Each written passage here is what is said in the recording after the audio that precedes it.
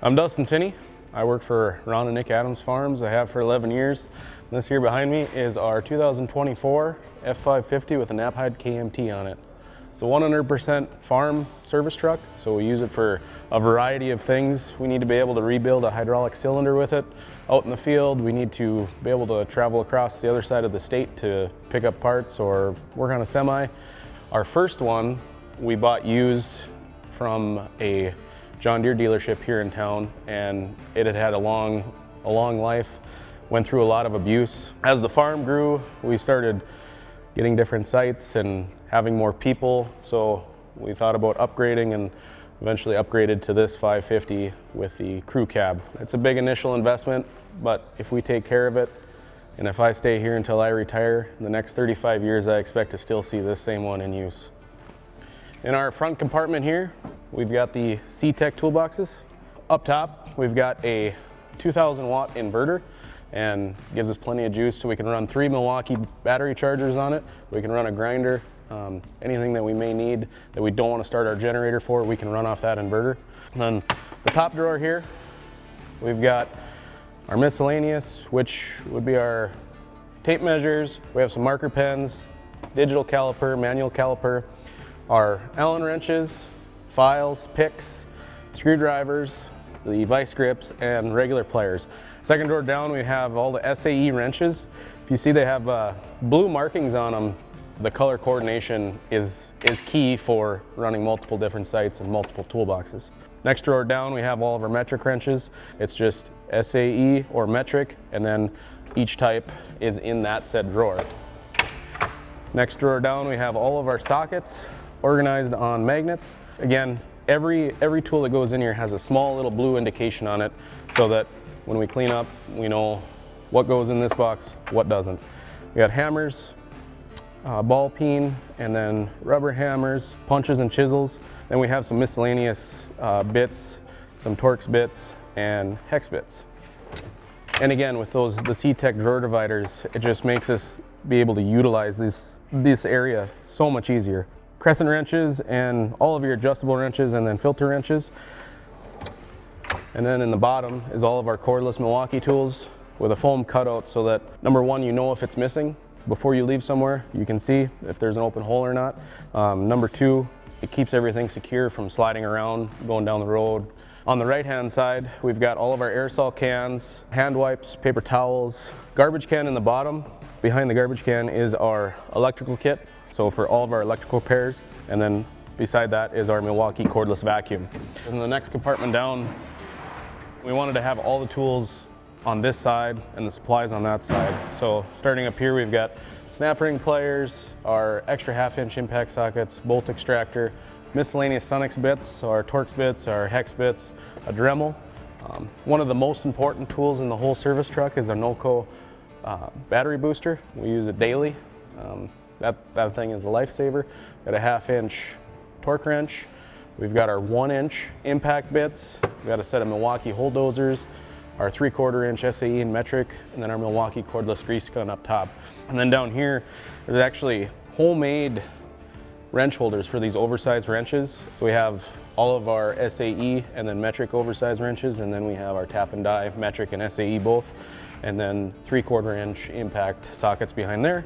And then the length of the drawer here, we utilize for a couple of our pry bars. We have a wrench extender, and then our big 48-inch pipe wrench.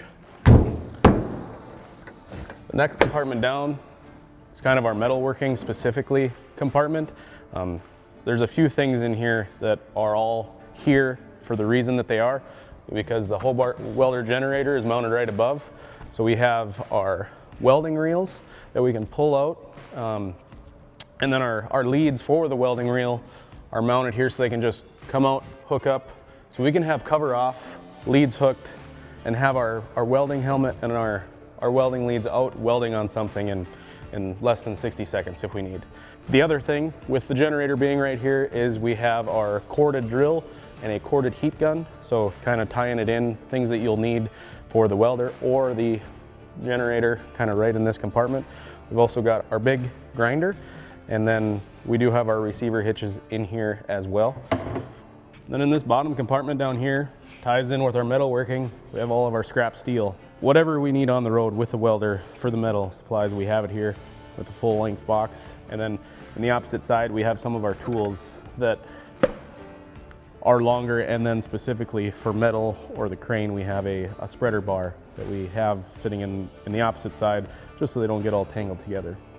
And then in this corner here, we have the Wilton vise mounted. It's actually offset, so the back of the vise can drop straight clear past the bumper to the ground. So if we needed to have something full length resting on the ground, we can have it clamped in without hitting the mounting bracket or the bumper. Then around the back here, we built this step here that we can slide into the receiver hitch that we can easily take in and out, just for something solid that we know we can hit. Then up in the back here, we've got our Hobart welder generator. And on the welder generator, for speed and ease of use, instead of tarp straps or anything holding this cover down, we just have extended bolts sticking outside the generator, so you can easily take the cover off, set it in here, and hook your leads up and start welding, or hook your extension cord up and start using electricity. Back here we've got our buyer's box. It's a steel box that we keep all of our oil and antifreeze in. And the reason for that is just because we wanted to keep this clean. We didn't want any oil getting spilt all over and then making the rest of our tools, parts, whatever's back here full of oil. And then on this side, we've got our spare tire that came with the 550 mounted up in here. It's not laying loose. Then we've got our log chains, 3/8 and 5/8 in one pail, just to keep them from getting rusty. Another pail with window washer or squeegee pail. We just try to keep this as open as possible, so if you need to, you can load it up and be on your way. Then the next compartment here, we've got our 1/2-inch air hose reel craft. Everything to do with air compression, we tried to do all in one spot. So if you have to turn the air compressor on, you're gonna need something in this cabinet. The Reelcraft air hose reel sticks out the back here. We added this plastic Apache box. It's got a foam seal around it, and then we have a piece of foam going around the box, then a hole cut out just for the air fitting to keep this completely dust proof. So that with all the gravel roads that we travel, it's really hard to keep that compartment clean otherwise. We have a foam cutout in here, same as our cordless tools for our big 3/4 impact, our 1/2-inch impact. We've got an air hammer and a die grinder. We've got our adapter for our different air fittings, and then a digital tire pressure gauge. We have long tire pressure gauges for semis, and then all of our air chucks and fittings that we need for that. And below that, we have our air filter blaster for blowing out all of our round air filters. And then behind that, we have our 1-inch impact. We have our pneumatic tool oil. We have an air riveter, and this all fits in here nice and tight. If we need to use the crane controls or the outrigger controls, we just slide the box over, and then to close the door, we slide the box back so that this can latch. Our next compartment down here, above the passenger side, this is our main supply cabinet. We've got all of our poly cups here that came with the Knapheide box. We did modify it, however, to incorporate our bolt bin that we took out of our previous service truck. We've got a big riveter. It's actually called a Big Daddy rivet gun, and then our small rivet gun. And on top of the bolt bins, we have miscellaneous screws and rivets. So if you need to bolt something, screw something, or rivet something, right here is where you need to go. And then all of our other supplies that we commonly use around the farm is right here. They're all labeled as what they are, and these plastic cups are really nice. They pull out and go back together. This was a huge deal for us to contain the amount of stuff that we had in one spot. Everything was very specifically labeled so that if you see something missing, you can find it, order it, replace it. Then in the next compartment here, this kind of ties in with our water cooler right above this compartment. It's just strapped on there so that we can take it off easily and refill it. Then we just have the original fitting replaced with a banjo fitting with a valve so that you can turn it on and off and wash your hands, or you can take the cooler and bring it with you somewhere. If you're welding on some equipment, if you need some fire control, if you would need water for anything else, it's up there, you have it.